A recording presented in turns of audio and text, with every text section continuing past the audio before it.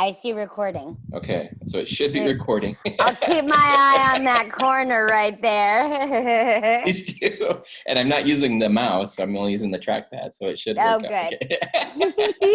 Good. So, anyway. Best laid plans, as they say. Right? Yeah, exactly. It's ridiculous. Anyway, oh my gosh. So, Jenna, welcome back. This is our week 3, but really week 4 since I bumbled last week.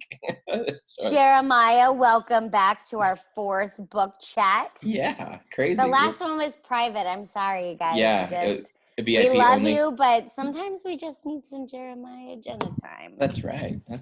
We're buddies. Book buddies. That sounds like a after school like Disney hour. You know, remember like DuckTales and like Chip and Dale's Rescue Rangers and like that would have fit right in that in that lineup. Yeah. Hurricane here in Duckburg, and then they like to read books and talk about things. Book chat, Jeremiah and Jenna. We have that recorded, so that's now going to be our intro song. Excellent. That's what I put it out there for. Give the people what they want. Yeah. Oh my gosh, I love it. Good times. Well, thank you for meeting today, Jenna. And I was wondering if, did you want to go first? And you have a new book, it sounds like. You're excited to I do have share. A new book, but first of all, how are you doing, my friend? I'm doing well. I'm doing very well. Yeah? It's been crazy. This is kind of like my first official week of summer. So, but I have a presentation thing I'm preparing for Friday. So I'm a little booked with that and kind of like preoccupied with that. So that was kind of on my mind. Yeah. I'm a little nervous about how I'm going to handle the workload when we go back, because it's like, you know, like an hour-long Zoom session and I'm exhausted. Yeah. Yeah, and I'm seeing a lot of different districts coming out with different plans, but almost all of them have some sort of like hybrid model, you know, where like kids are going to be there part-time and then you know, there's like and variations in synchronous and asynchronous, and as well as like, you know, students on premise and not. So I'll be curious to see how that works out. Well, in our area, we have like the if-then planning, which I actually think is smart. I commend the county office for putting it together, because it's like, if nothing's wrong, then we'll be 100% in classroom. But if something's slightly wrong, we'll go to, rotating at 50% capacity. And if something's really wrong, then we'll rotate 25% capacity.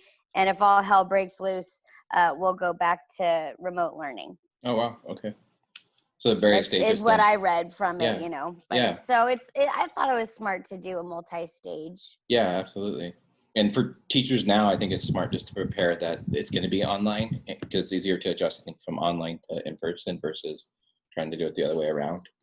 Yeah, I keep trying to tell people, like, build stuff you're going to use no matter what. Yeah. Like, if you go back, so one of the things I did yesterday in our private meeting that you weren't invited to, everybody. Yeah.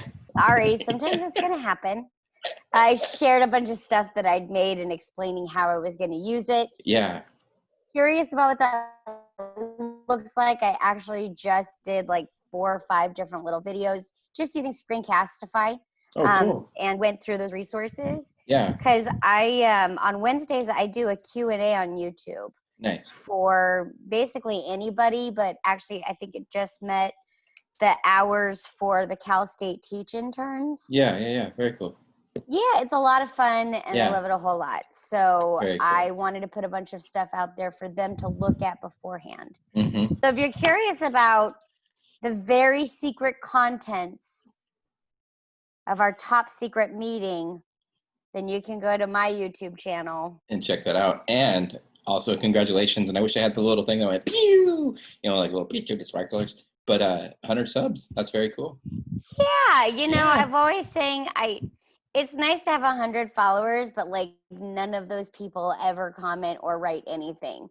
So it's like, I love you, and could you possibly make a comment? Because I'm looking for friends here, not just followers. You know what I mean? Right, yeah. Let's party. I want to talk. Yeah, I think I don't know. For me personally, I'd rather have like 2 really engaged people than 1,000 or 10,000 or whatever, or Absolutely. I think YouTube members, like, you're not considered a YouTuber unless you have or I don't know, not a YouTuber, but like a like a YouTuber or unless you have like I don't know, 100,000 or something like that. I think that's the bare minimum to get in. Yeah, I'm on. Crazy. I have like a BookTube channel, and I haven't been consistent, so I don't worry very much about it. All of the ones that I'm watching, because I try to keep my subscribers. I try to subscribe to people who have very little subscribers. Because everyone's putting stuff together, but it seems I don't know, if you look a certain way, or if you behave a certain way, or if you know certain people, it seems like your BookTube channel kind of takes off. And if you don't, in my videos, you'll never hear me say like and subscribe. That's intentional. You're here hanging out with me, welcome, pull up a chair. I don't want you to admire me. I want you to sit down and have a conversation with me. Right. It's a very different purpose. Yeah. And it's a very different audience that you're fishing for. I like that. Yeah. That's awesome. I would use that as a segue to talk about the books we read, but I want you to talk about yours first, if that's okay. Yes. So I will. Please do. I will. Thank you so much, sir.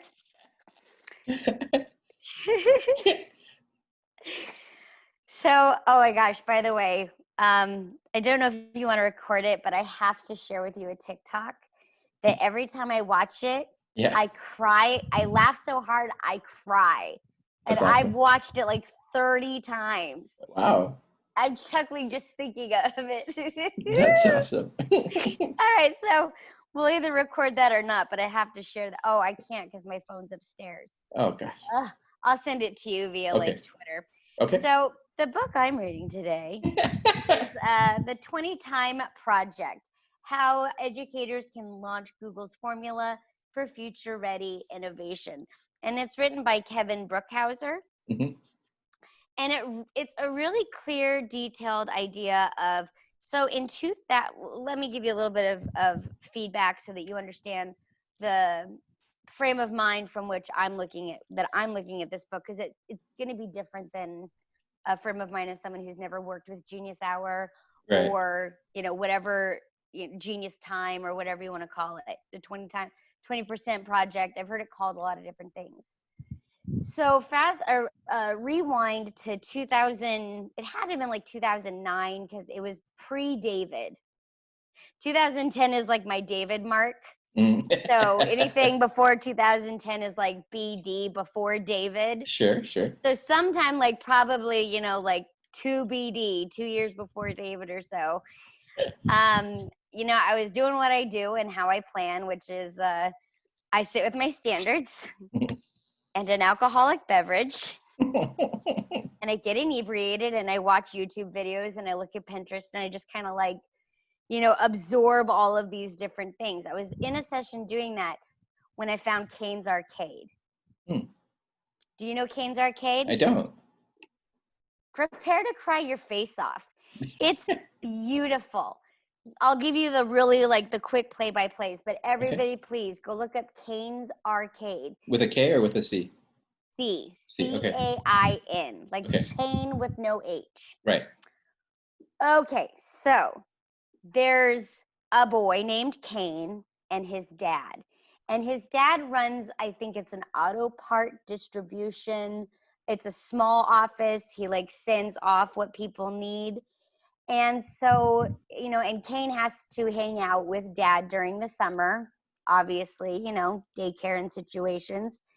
And so he starts building these arcade games. Kane does, the little boy. And that's not what's gonna make you cry your face off. I'll point it out, don't worry. So the kid makes all of these games, like a soccer game, a claw game. He creates a reward system, like a rewards card, and he uses just like really cool stuff. And it's kind of sad because for like the longest time, nobody wanted to play his arcade games. They wanted just to get their auto part and get out. Right. Well, the person who's making this little micro documentary called Kane's Arcade that's telling you this information, he changes everything. And this is like one of those moments like Mel Robbins talks about, your instinct and leaning in. And this was a moment for me that I leaned in to this guy leaning into this kid. So this dude goes like on Craigslist and he shares Kane's story.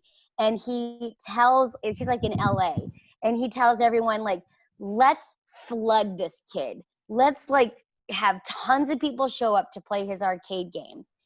It blows up. So the dad takes Kane to like pizza or something while hundreds of people show up to this kid's cardboard arcade. Oh, that's cool. I mean, come on, humanity, you're the greatest. That's awesome. But, it got me thinking about, like, that was Kane's passion. Yeah. That's what drove him. He figured everything out because he was passionate about it. So I taught 5th grade at the time, and I talked to my partner teacher at the time, and I told them, I really want to adopt this. I want to figure out a way where kids, just futz with stuff. Right, and that became Genius Hour in my classroom, or Genius Time. Now, I had a really structured way of doing it that involved magnets so that I knew where everybody was. Like I phased out the different parts of Genius Time, like research and then questioning and then, drafting and that kind of stuff. Mm-hmm. So I always knew where the kids were. And some kids never made it all the way through. But kids did things like they drew or they made this dress, and they made it by like they found a pattern, these 5th grade girls, and they cut it so that one girl had the front left, one girl had the front right, and then one girl had the back left, and one girl had the back right. Wow. Because that's like how those dresses come together, is they come together in panels. So they do them separately and then sew them together? And like they made it like really huge with like these like elastic belts. Cool. And when they made it and they talked about it, they were like, we wanted it to fit everybody because everybody's beautiful. And I cried right there like a baby in my classroom. And so that's a good theme here. Yeah, like it, oh yes, I am a cry baby. Not about like, like not about like tribulations and hard stuff. Like, like I think about my infertility pains. I don't think I cried about my infertility nearly as much as I have cried about a horse in a beer commercial remembering his trainer from years ago. That destroyed me. So like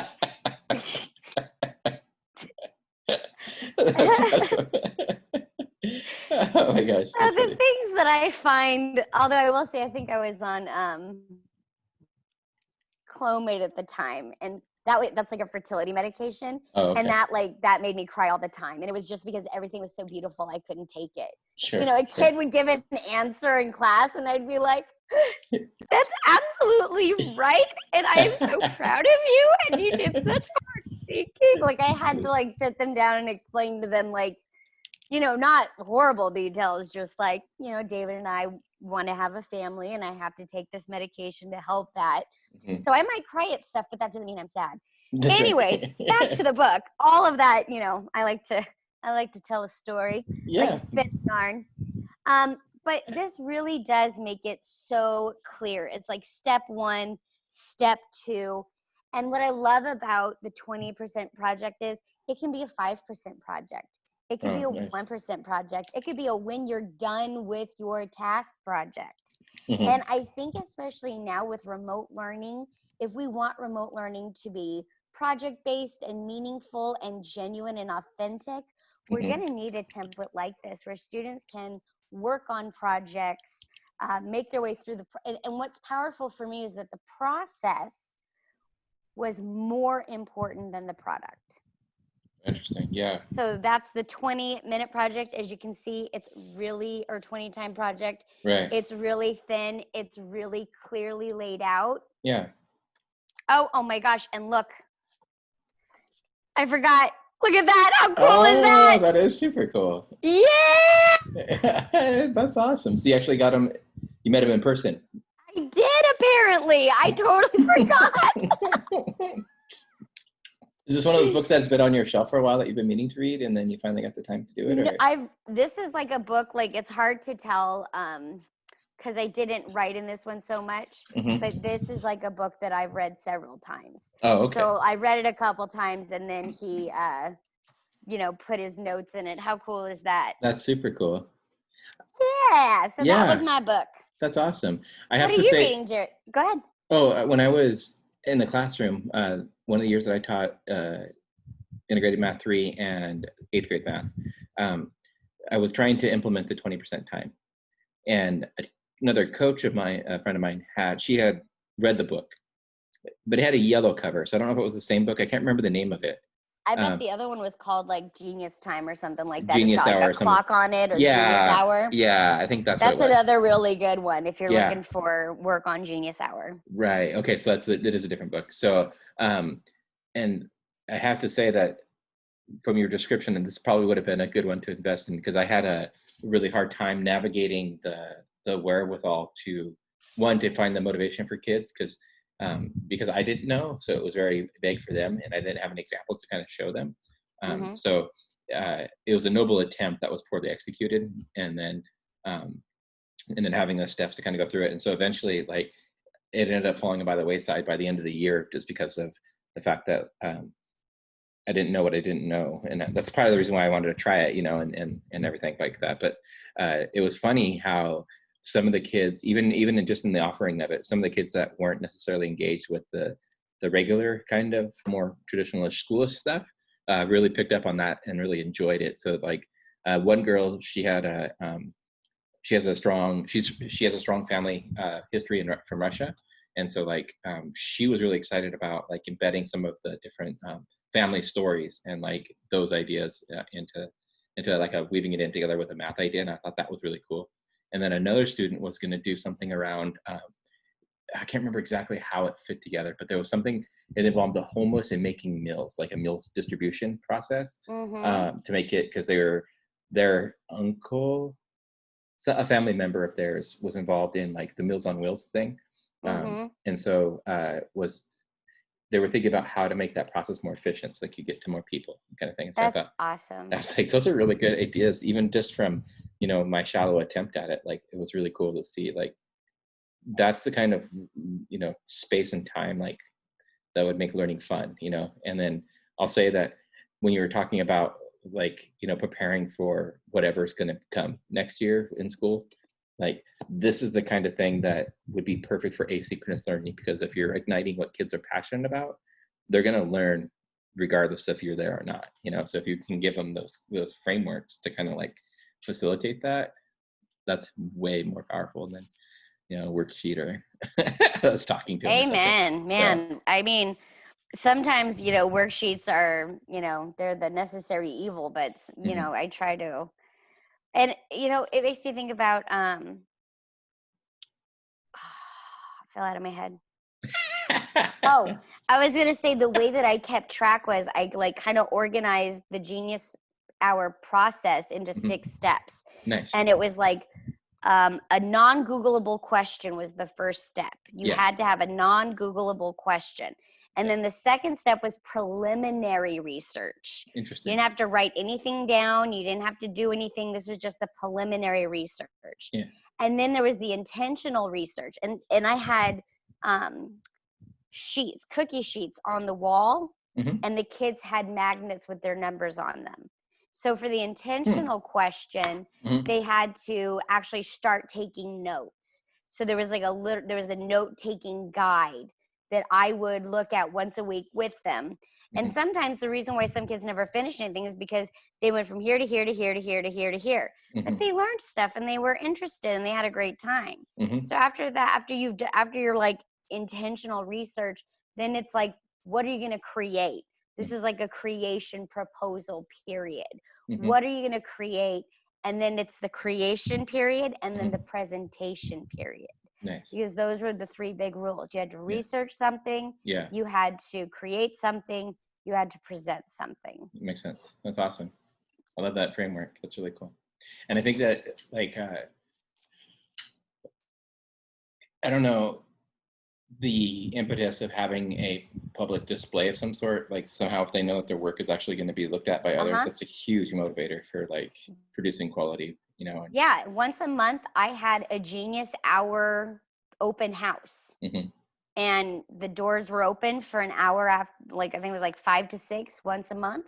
Nice. And parents knew that that was the time to come. So sometimes a parent would show up with a kid and the kid was not excited because the parent was like, all right, let's see what you're working on. And it's like the same project they were working on before. Yeah. And the parents are like, girl, you need to get moving.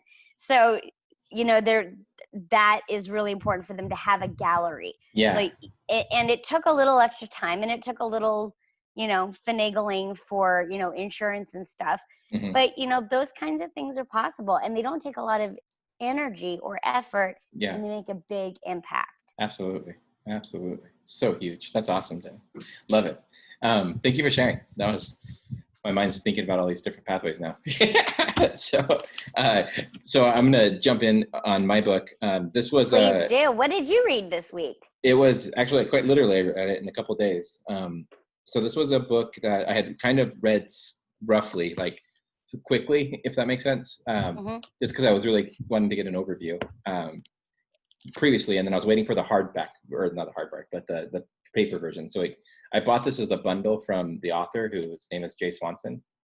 And so we talked earlier, I said that this would be a good segue into kind of like the book I was reading. So I met Jay's work through my wife, who a couple of years ago we were going to Paris, and he lives in Paris and was doing a lot of he's a YouTuber, and he vlogs every day, but he also has tons of like helpful hints and kind of like guides of how to get around and what to do in Paris.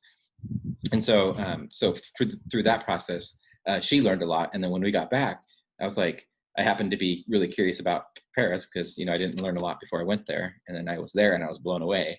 So when I came back, I was like trying to figure out stuff. And then, so I came across him. And so I discovered him independently. But when I asked her about, you know, because she talked about this guy on YouTube that she was following that had all these videos, I was like, is this the guy? And she's like, yeah. And I was like, look at. So anyways, it turns out he's actually an author. Like that's kind of like his main gig. But he loves making videos as well. And so he was vlogging every day for 3 years, and then he took a break, and now he's kind of like in the same, like he does want, you know, he is a vlogger. He wants to increase the number of subs that he has, but he's also like a genuinely decent dude, you know, like when he first wrote the book and published it, he had a link that you could do it for free if you just needed something to read. That's decent right there, man. Yeah, it's super cool. Like during the, you know, when this craziness started happening, like he's like, you know, if you're looking for some hope when you're kind of down in the dumps, like this is the book for you. This is the reason why I wrote you the book. And so like that's just kind of an example of the things that he does. So I really like that about him. And I think that if we had met in person, like our personalities are very similar. So I think that we would have like, you know, been friends or whatever. Anyway, so I really like that. And this book is like his first nonfiction work. So this is his, I think, 9th book that he's written, and this is his first nonfiction one. And so I'd read one of his other books I think it's called The Dark Horse previously, and he writes sci-fi, so I like that kind of like, you know, science fiction with like, I think we talked about this before, like D&D kind of style. Oh yeah, bring it on. Like I love it all, right? Like I love the dragons and I love the cyborgs. I'm across the board. I love it. Yeah. So it's a standalone book, and it was pretty cool. I didn't realize until earlier that It's actually, his other books are trilogies. They actually have been written. And one of them that he did that was really interesting that I got the audiobook from is called Into the Nanton. So at one point he wrote a book that was the theme, or the idea was that it was a guy who had been kicked out of, like a spy basically, that had been kicked out and was in the jungle, like the Congo jungle, and was basically his like virtual, or his diary entries every day. So it actually occurred in real time. So he would actually have them, he'd actually be publishing and uploading every day. Oh, that's so cool. So it was really cool. Yeah. And like some of the things were actually created ahead of time, because like he had to have artwork and stuff like that. And the artwork for it's actually really cool. But the fact that like, he went through this process and he did it for a certain amount of time, and then did it again for another season, was really cool. Anyways, so this book is about his journey from kind of like after college to like, what he went through to get to where he's at now, where he's, kind of coming out of the darkness and stuff like that. But I think I shared with you last time that like in his blog, he'd always shared, it started off with like a gold board behind him. You'd always see this like this giant piece of poster paper that he had written these different ideas on. And then over time, he ended up changing it to like a map and drawing it. And he's a creative, so he likes to draw is one of the things that he draws. And so this is not what I'm talking about, but that's like an example of like cool, like the life raft, right? So like, yes, like that was one of the drawings that he did. So the book was really cool to kind of like read so I watched, this is embarrassing to say, but I've actually watched every video he's produced from his blog. Because that makes you a fan, dude. Yeah, I am. Yeah. And it was like one of those things where like he had a playlist, and so like usually in the morning when I was having my coffee, for like, I don't know, it's probably a year, I would just watch one or two of the playlist videos and then would be off on my day, and eventually I got to the point where I was like, oh crap, I watched a lot of videos with the guy. So you kind of pick up like his story, but like there was lots of holes that I wasn't sure about. And so this was a really nice filler of some of those things. And it answered two questions that I was dying to know, but he never explicitly addresses, but he does in the book. And that was kind of fun to. Ah, that's kind of cool. Kind of cool, yeah. So, and in fact, one of the questions that I asked, I think he knew people wanted to know, but so it like in, it's like the second chapter, he's like, he writes what is the sentence, and then he writes like in parentheses below it, like, yeah, you just kind of, did you get that? Or did you finally, did that answer a question for you or something like that? And I was like, right. That's pretty cool. In reference to what his dad does for a living, I guess is kind of like the thing. So, oh, it must be exciting or unique. It's interesting for sure. Yeah. So anyways, it was a really good book. And I have to say, so like, in terms of like a couple of things, in terms of like a book just written for, like telling your story, like, I don't know how much editing time they put into it, but they must've done a lot because, I think a lot of people tend to ramble, AKA like myself, right? but especially in writing form. And so it's pretty quick. Like that part was really cool to see, but also like, there's lots of stories that he didn't cover, but what he covered was just enough to kind of get you an idea. So I thought that was really cool, as well. So it's a quick read. And the other thing that's kind of cool is like, I mean, it's 200 pages, but it didn't feel like that, like. I love those books. Yeah, like I would read 50 pages and then realize, oh, I got to go do dinner, or you know what I mean? Like it was just a really quick reading before bed is a dangerous thing for me. Like I actually go to bed like 2 hours before David. It's a night because now, we both live at home, we both work at home, we're both always home, and so like it's nice. I go up to bed about 8:30 or so, and he'll make me a cup, and I'll give him a shoulder rub, and then he goes away, and I can do whatever I want. And I'm usually like have like lofty ideas, like, oh, maybe I'll write this lesson or I'll do this. And what ends up happening is I'll pick up my book and I'll be like, I'm just gonna read a couple pages first, and it's like, Carrie comes up the stairs several hours later, and I'm like, crap! All I got done was reading. It's a great black hole to dive into, and I have to say that it's kind of interesting because I haven't read books, like completed books, in a long time, for many years. And then it's weird to say like completing this book was my 17th book this year.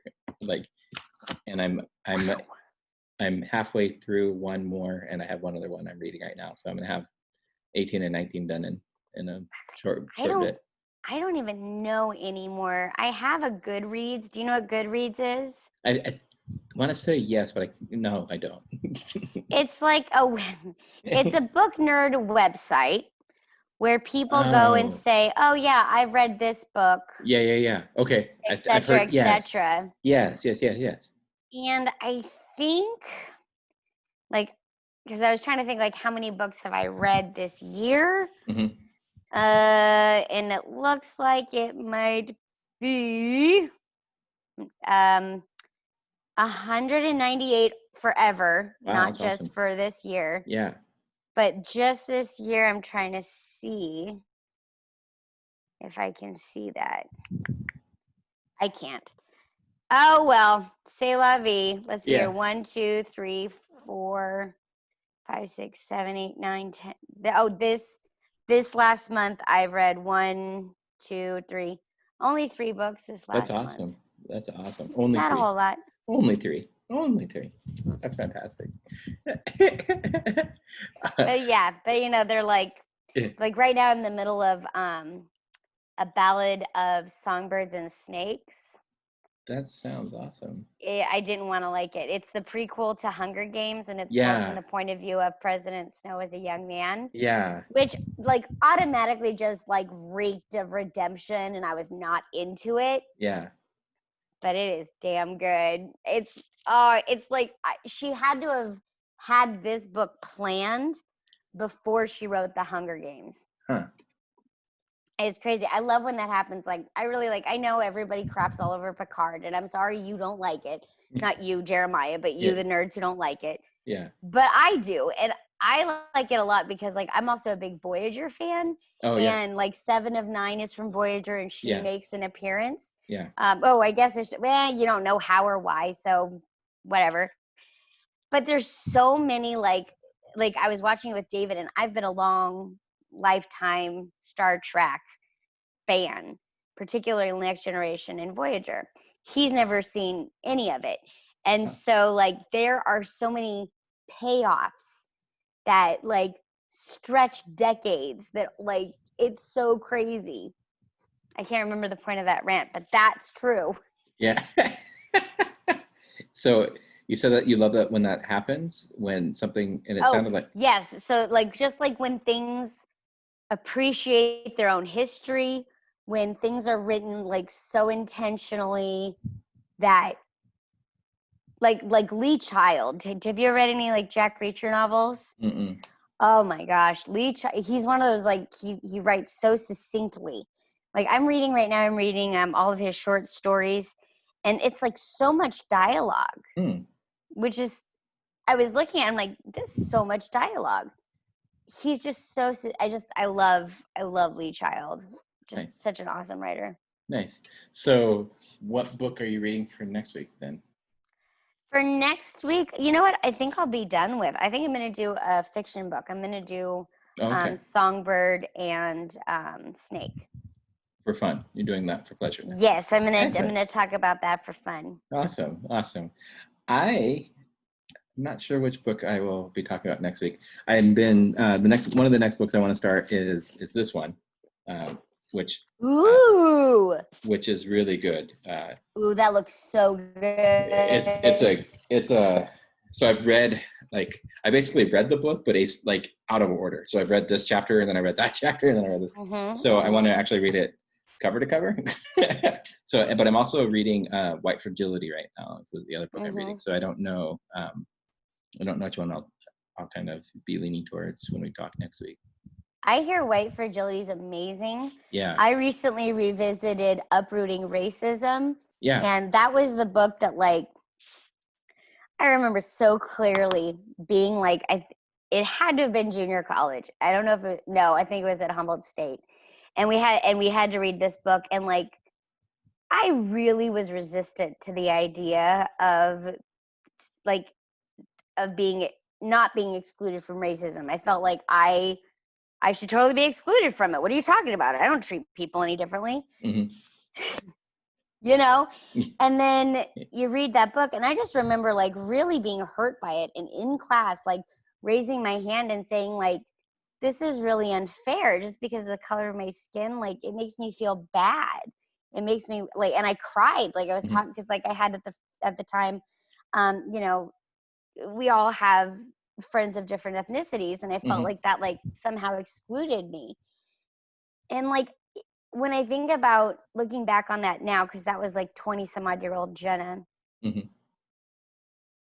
it's looking at it now, it's like, it's painful to recognize that you have the privilege. Yeah. And it's painful to recognize there's nothing you can do about it. And it's painful to recognize that you are a part of something that's going to hurt humans.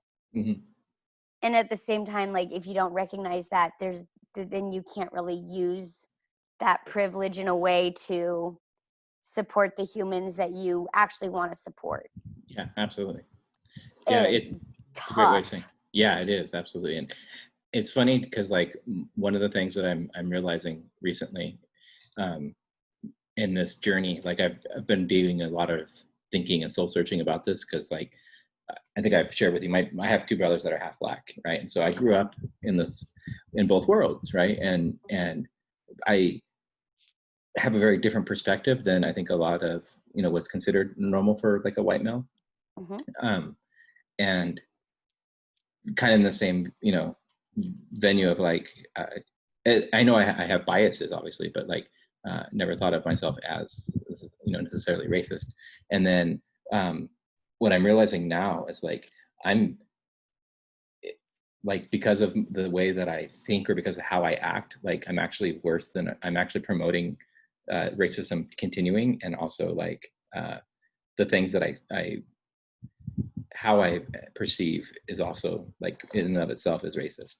And that's a weird thing to kind of like understand about that. And now looking forward, like how that changes who I am, you know, and how I interact and how I can support, because before, like I thought I was doing right and I was actually doing harm, and that's really hard to like own up to. Yeah, like I'm giving you a digital hug, man. That's I mean, that's tough stuff to look at. I'm so proud of you for being willing, you know, to look at that, because for so many humans, self-evaluation is such a painful thing. Well, and it is. And also like, I mean, I still am, but I never knew, like, you know, I'd always heard like you're privileged or whatever, right? But like there's times I've had trials in my life and I was like, so what about those? And then, you know, I hear others saying that, and then I'm like, oh, and I don't remember who said it, but the way that it was said really resonated with me, which is that, you know, regardless of the color of your skin, right? Like everyone has struggles, but one of the things that was causing your struggle wasn't the color of your skin. And that's when it hit, like, oh, that's super obvious. And I don't know why, like it took me 40 plus years to understand that, you know what I mean? Like, and it's in the same token, like being a male, like I never understood how that could impact, you know, a female's perspective. And so like knowing that like there's differences in gender, like was something I was kind of becoming aware of, and like, but not really like understanding like how that is different. So that was something in the way that we're treated, in the way that you're treated. Yeah. And then the way that like how one interacts with the other. Yeah. It's so true. Like people look at me and they see this cute little Oompa Loompa elfling fairy thing. And then the first time they challenge me and I open up my mouth and I use my big girl voice of, hey, that's a boundary you're not going to cross. Yeah. It always shocks them. Yeah. Yeah. And well, and like, it's weird again. And I don't know if I'm alone in this, but I've always been of the sort that like, I think my biggest, to be completely honest, so like my biggest bias comes from intelligence, right? Like I tend to like people who are, you know, more intelligent or show signs of more intelligence now. My understanding of that's even changed over time, right? As an adult, right. But I've always been like channeled or enjoyed people who show intelligence. And then in that, perspective of the conversation that we were going, and I forgot what I was just going to say, so I apologize. So the idea of like a female who's intelligent, or who has the moxie to like demonstrate that she has a brain, like I always found that refreshing and exciting. And like one of my best friends when I was younger in college, like I call her name was Ryan, she was the female version of me. Like she was so strongly like able to tell you where to stick it, and like could tell you why you should stick it there, right? And I was just like, yes. And it seems weird that like it's always like the girl's perspective is to be quiet, or to be like, like those kinds of things. Like it's always seen in society like how like that's supposed to be the role of the female, and like that's just so weird to me. And then like these qualities that we deem as like attractive in a female, and like so like we have a son, but if it was a girl, I would have been raising it exactly the same way, because I don't want that trend to continue, you know what I mean? And like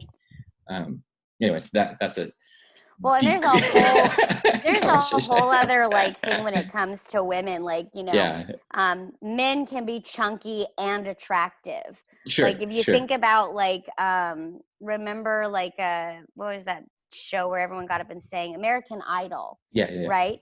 They've had plus size men, but they've actually, like in the early years, they would let girls go if they weren't slim enough. Right. And as someone who's always been overweight, it has always been a nerve-wracking experience to be in front of humans before, myself, before the growth that I've gone through. Yeah. I used to feel like I had to apologize for being bigger than everybody else. I had to apologize for taking up more space. I had to apologize for them having to look at me, because I've always felt like a very ugly, very fat, just very, like I've had that on me.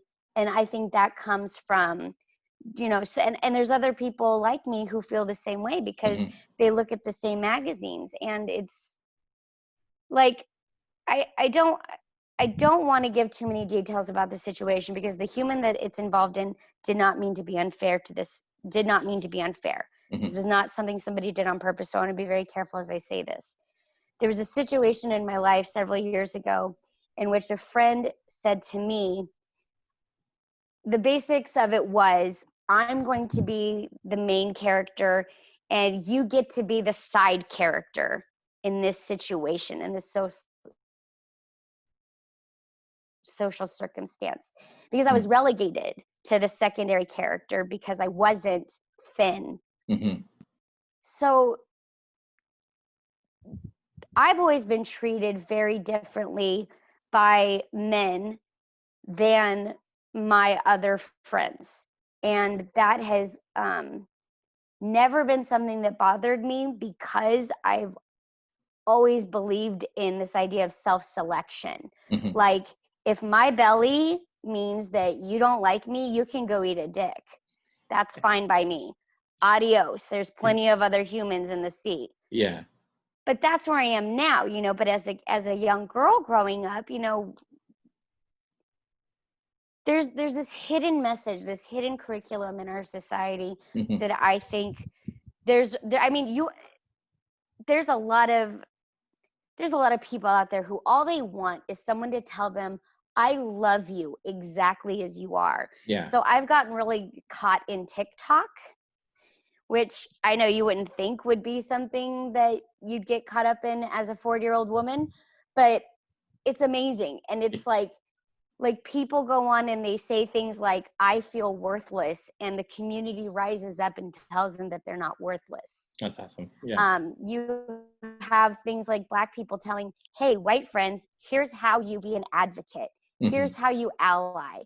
And it's been so, you wouldn't think TikTok educational, but it's been so educational for me. And one of the TikTokers, I think her name is Mama K, and she'll make a video and she'll be like, do you see this person right here? This is my child. And I want you to close your eyes, baby. And then she goes on and she tells them how much she loves them, how proud she is of them. And these are complete strangers. And in TikTok, you can do something like a duet where they're playing that Mama K video. And what people will do is they will take that and they will do a duet, and they'll record their own reaction to her words, and it hits them so hard. It makes me cry. Nice. I mean, it's so powerful. So if you're feeling lost and sad on Facebook and all the places where it feels like everyone's just arguing with each other, you know, TikTok is the place for you, but set a timer because you will get lost. That's good advice. Absolutely. Yeah. So I think that's it's a really good place to kind of call this for today. Thank you. Let's do it. That was fantastic. I'm going to go ahead and close this out by saying thank you, Jenna, for a wonderful day and for the wonderful It's always insights. nice spending time with you, my friend. Absolutely. Absolutely. I'm just going to stop the recording real quick. And